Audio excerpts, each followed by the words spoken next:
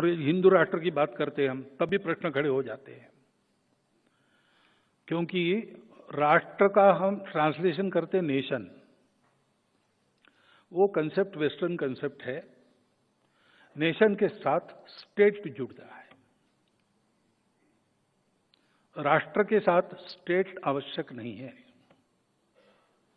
हमारा राष्ट्र है पहले से, हिंदू शब्द निकाल के आप विचार करो, हमारा राष्ट्र पहले से, गांधी जी ने भी कहा है। एक राष्ट्र के नाते हम लड़े, बार बार लड़े, उत्तर से दक्षिण, पूर्व से पश्चिम हमारा संचार रहा है।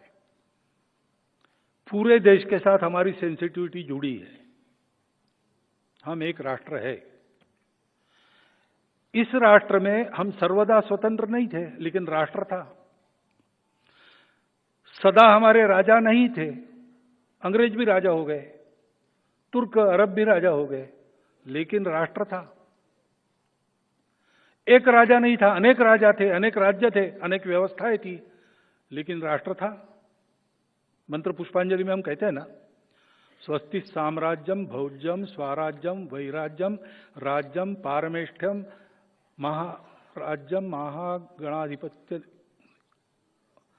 स्वस्ति साम्राज्यम वैराज्यम, पूरी लंबी मालिका राज्य व्यवस्थाओं की, इतने प्रकार है। और फिर भी आगे कहते हैं पृथिव्यै समुद्र पर्यंताया एक राट इति।